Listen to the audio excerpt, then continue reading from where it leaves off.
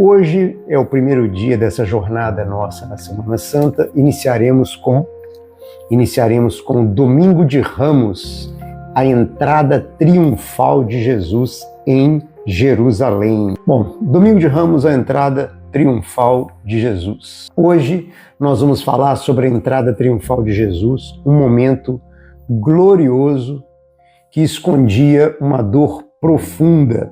Ali nesta entrada no Domingo de Ramos, que nós iniciamos as comemorações da Semana Santa hoje, essa passagem que é a entrada de Jesus para Jerusalém, ele guarda um conflito grande, que é o conflito entre as expectativas humanas versus a realidade divina. Começaremos então a nossa caminhada desta semana por hoje fazendo um pedido de discernimento.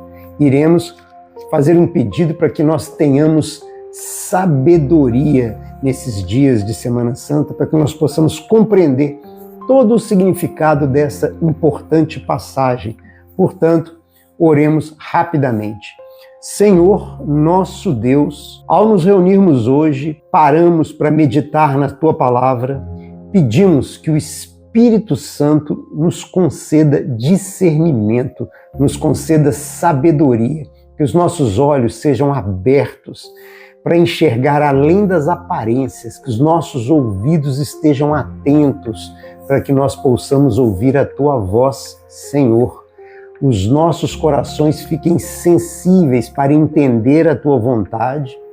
Não queremos apenas ouvir, mas queremos hoje compreender profundamente o que o Senhor está nos mostrando hoje e o que o Senhor irá nos revelar durante toda esta Semana Santa que inicia nesse Domingo de Ramos. Que este conteúdo não seja apenas mais um encontro, mas um momento de revelação, de transformação e de alinhamento com o Teu reino. Em nome de Jesus, o Rei que veio em humildade e amor, nós oramos. Amém. Bem, faremos agora uma rápida leitura das passagens bíblicas de Mateus 21 e Lucas 19, que refletem esses dias. Como nós combinamos, nesses encontros da Páscoa, nós iremos fazer a leitura dos acontecimentos que ocorreram naqueles dias, para que nós possamos ir à crucificação e terminaremos esses nossos encontros com a ressurreição, domingo de Páscoa. Então nós faremos a leitura bíblica agora, de Mateus 21 e de Lucas 19, nos trechos pertinentes ao Domingo de Ramos. A entrada triunfal de Jesus em Jerusalém. E quando se aproximaram de Jerusalém e chegaram a Batfagé, ao Monte das Oliveiras, enviou então Jesus 2 discípulos, dizendo-lhes: Ide à aldeia que está defronte de vós, e logo encontrareis uma jumenta presa e um jumentinho com ela. Desprendei-a e trazei-mo-nos. E, se alguém vos disser alguma coisa, direis que o Senhor precisa deles, e logo os enviará. Ora, tudo isso aconteceu para que se cumprisse o que foi dito pelo profeta que diz: Dizei à filha de Sião, eis que o teu rei aí te vem, humilde e assentado sobre uma jumenta e sobre um jumentinho, filho de animal de carga. E indo os discípulos e fazendo como Jesus lhe ordenara, trouxeram a jumentinha e o jumento, e sobre eles puseram as suas vestes e fizeram-no assentar em cima. E muitíssima gente estendia as suas vestes pelo caminho, e outros cortavam ramos de árvores e os espalhavam pelo caminho. E as multidões, tanto as que iam adiante como as que seguiam, clamavam dizendo: Hosana ao filho de Davi. Bendito o que vem em nome do Senhor, Hosana nas alturas. E, entrando ele em Jerusalém, toda a cidade se alvoroçou, dizendo: Quem é este? E a multidão dizia: Este é Jesus, o profeta de Nazaré da Galileia. Agora iremos a Lucas, que também nos traz a passagem que reflete esse dia de hoje, o domingo de hoje. Lucas de 28 a 44. Embora os dois textos narrem o mesmo evento, eles apresentam focos que são complementares.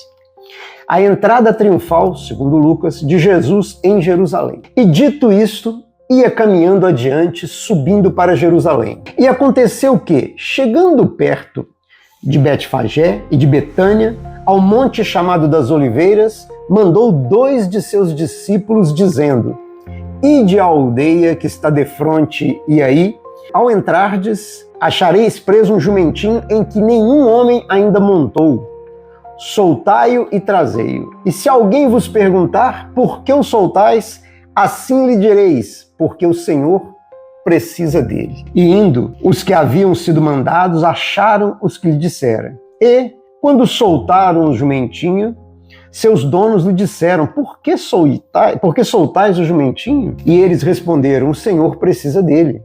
E trouxeram-no a Jesus e, lançando sobre o jumentinho as suas vestes, puseram Jesus em cima dele. E indo ele, estendiam no caminho as suas vestes. E quando já chegavam perto da descida do Monte das Oliveiras, toda a multidão dos discípulos, regozijando-se, começou a dar louvores a Deus em alta voz por todas as maravilhas que tinham visto, dizendo: Bendito o Rei que vem em nome do Senhor. Paz no céu e glória nas alturas. E disseram-lhe, dentre a multidão, alguns dos fariseus: Mestre, repreenda os seus discípulos.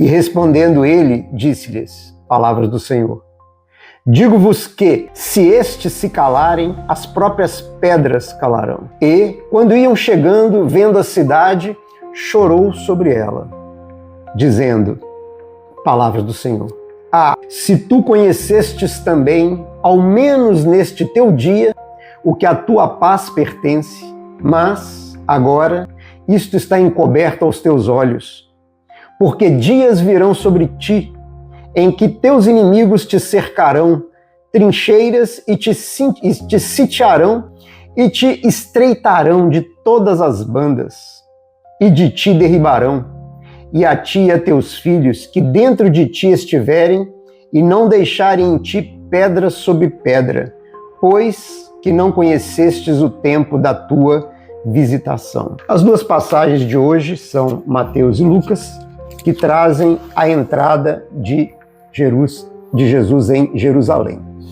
Nesse ponto, quando Mateus nos diz, e a multidão, tanto os que iam diante dele, como os que seguiam, clamavam, dizendo, Hosana ao filho de Davi, bendito que vem em nome do Senhor, Hosana nas alturas. Ele diz em Mateus 21, 9. E Lucas nos lembra que, e quando iam chegando, vendo a cidade, chorou sobre ela, dizendo, se tu conhecesses ao menos este dia o que à tua paz pertence, mas agora isto está encoberto aos teus olhos. Lucas 19, 41, 42, segunda leitura que nós fizemos.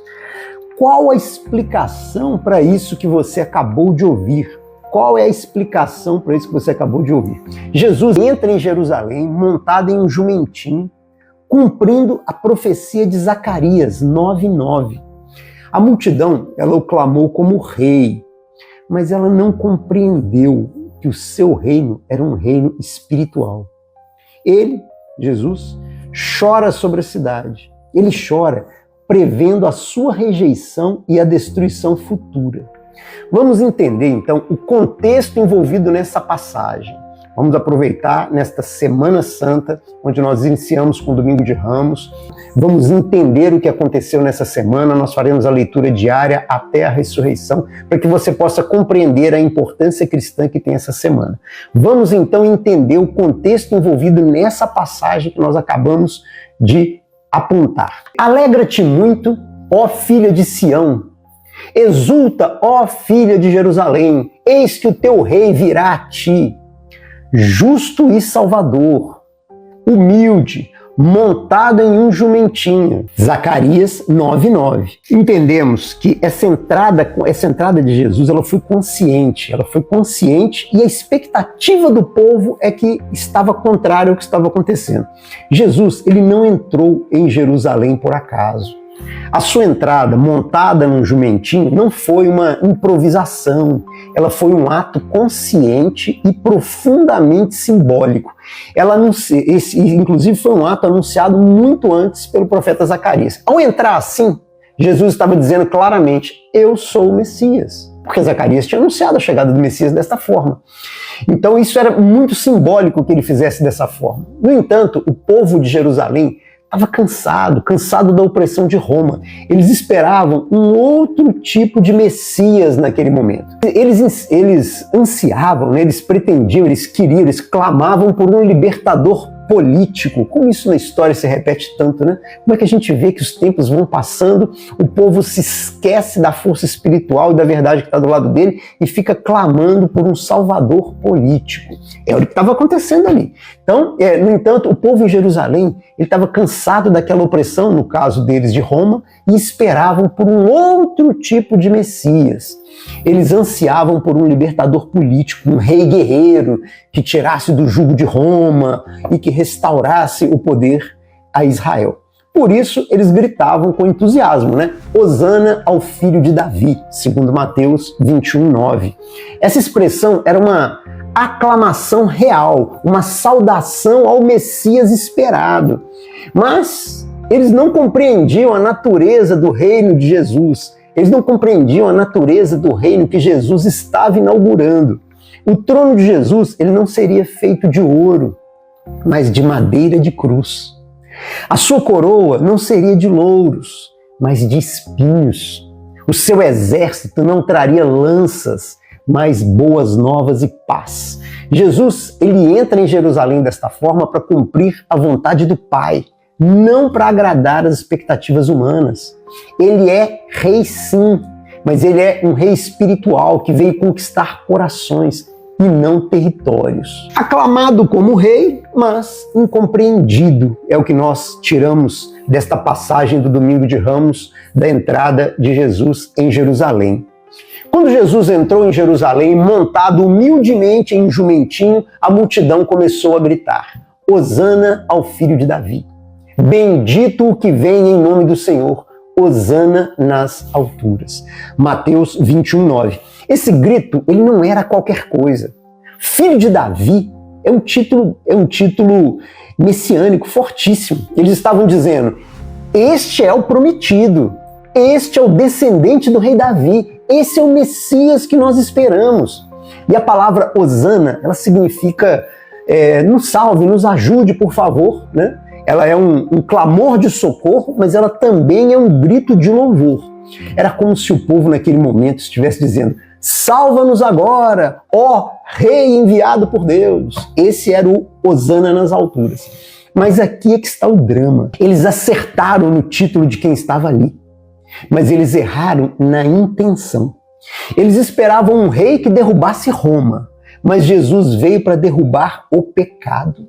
Eles esperavam guerra contra o império, mas Jesus veio trazer paz ao coração. A multidão aclamou, mas ela não compreendeu. Louvou, mas não entendeu o rei. E hoje, nos dias de hoje, será que nós também gritamos Hosana por aí? Será que nós nos reunimos em multidão muitas vezes gritando Hosana, querendo apenas que Jesus, às vezes no nosso íntimo, queremos apenas que Jesus resolva os nossos problemas, sem permitir que ele reine de verdade sobre as nossas vidas? É até hoje errado essa expectativa. A multidão, ela quer um libertador político, ela quer um político que a liberte. Mas Jesus vai para a cruz. A multidão que recebeu Jesus em Jerusalém, ela estava cheia de entusiasmo. Eles estendiam as suas capas, as suas roupas pelo chão, eles agitavam ramos de palmeiras, gritando Hosana, o filho de Davi. Mas o que eles realmente esperavam? Eles queriam um libertador político, um rei poderoso que se lançasse contra Roma, que tirasse o povo da opressão do Império Romano que estava ali. Eles queriam o resgate da glória de Israel, como nos tempos de Davi e Salomão. Eles não estavam errados em reconhecer Jesus como Messias. Eles estavam certos, mas eles estavam equivocados sobre o tipo de Messias que ele era. Eles queriam espada, exército e trono. Jesus veio com paz, doçura e cruz. Eles queriam que ele subisse ao palácio de Herodes, mas ele subiu ao Calvário. Eles esperavam um rei que derrubasse Roma, mas receberam um Salvador que derrotaria o pecado e a morte, entregando a sua vida por amor. A aclamação da multidão era baseada na esperança de uma vitória imediata terrena contra aquela Roma opressiva que estava ali do lado. Mas Jesus oferecia uma vitória eterna e espiritual. E isso é muito sério, porque muitos hoje ainda fazem o mesmo. Muitos hoje ainda se equivocam da mesma maneira.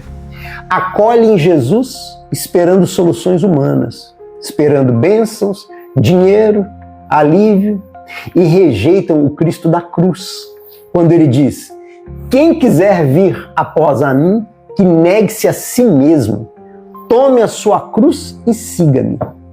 Mateus 16, 24. O contraste que nós vimos na entrada de Jerusalém, o contraste era a festa pública e a tristeza íntima. Enquanto a cidade de Jerusalém estava em festa, cantando hosana, lançando mantos no chão, sacudindo ramos de palmeira, como quem estivesse recebendo um rei vitorioso de uma batalha, Jesus, lá do alto do Monte das Oliveiras, olhava para a cidade e chorava. Sim, o céu estava em silêncio enquanto a terra gritava. Todos viam um momento de glória, mas Jesus via uma tragédia profetizada. Ele sabia que aquela mesma multidão que hoje gritava hosana, em poucos dias iam gritar: crucifica-o, crucifica-o. Ele via além das aparências, ele via o coração da cidade. Ah, se tu conhecesses ao menos neste teu dia o que à tua paz pertence. Mas agora isto está encoberto aos teus olhos. Lucas 19, 41, 42. Jesus ele chorou porque Jerusalém não entendeu o que Jesus estava fazendo. Ele chorou porque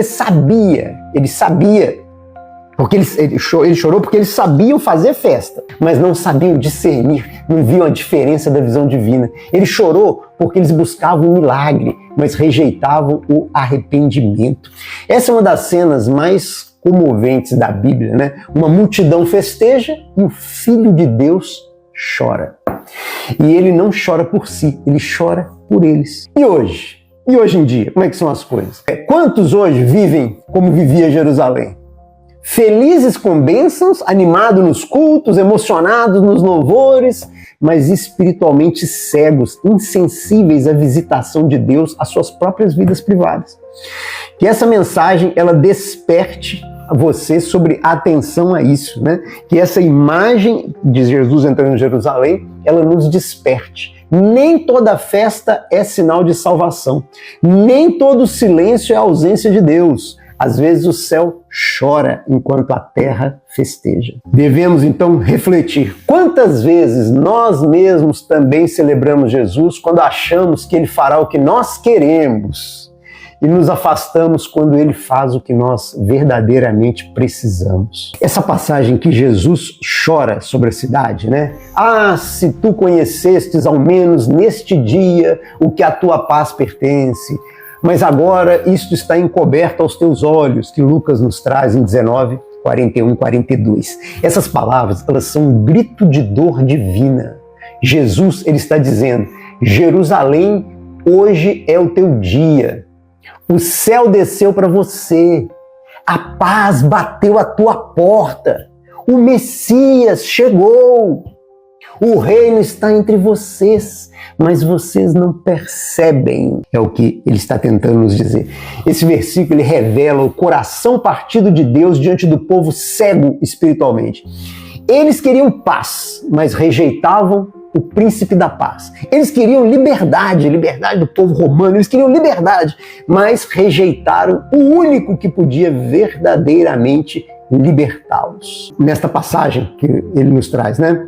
Neste teu dia, cada pessoa, ela tem também, assim como Jerusalém teve o seu dia, cada pessoa tem o seu momento em que Deus se aproxima de maneira especial. Momentos de visitação, de chamado, de graça sendo estendida a você. Todos nós temos esses momentos.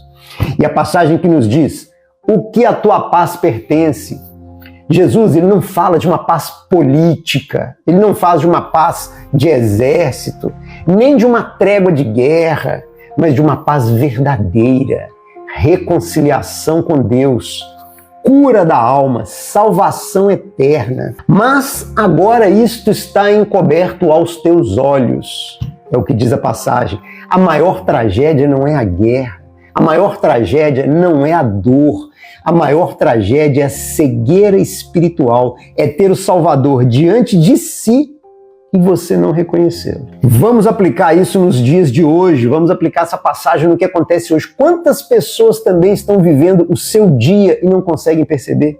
Quantos estão diante da palavra sendo pregado, ouvindo o chamado e ele já rapidinho passa e já está indo para outra coisa, porque ele tem um almoço, hoje é domingo, ele está indo fazer outra coisa. Quantos Deus não existe? Você acha que realmente é aleatório você entrar em algum local onde a palavra está sendo dita? Quem te garante que isso não está sendo dito para você? E você passa rapidamente por aquilo e não está vendo o que está acontecendo? Quantos estão diante da palavra, ouvindo um chamado, sentindo Deus falar, mas continua distraído, endurecido, com os olhos encobertos, o dedinho subindo a tela? Hoje pode ser o seu dia de paz, mas será que você está reconhecendo isso? Será que você reconheceria? Será que você está reconhecendo Ele ao seu lado?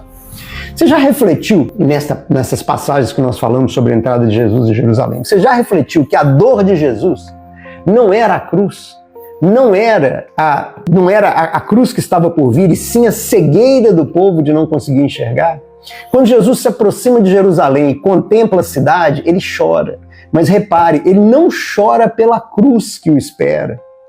Ele não chora pelos pregos, nem pela coroa de espinhos, nem pela dor física que ele enfrentaria. Jesus não chorou por si, ele chorou por eles. O que partiu o coração de Jesus foi a cegueira espiritual de um povo que tinha tudo diante dos olhos, exatamente como você está tendo agora, tudo diante dos teus olhos, e não enxergava, Ah, se tu conhecesses, Lucas 19:42, essa é a dor do amor rejeitado, do cuidado ignorado, da salvação oferecida e recusada. Jerusalém era a cidade onde o templo de Deus estava, onde as escrituras eram lidas, onde os líderes religiosos falavam diariamente do Messias. Mas quando o Messias veio, quando o próprio Messias chega, eles não reconhecem. Jesus chorou por causa da incredulidade.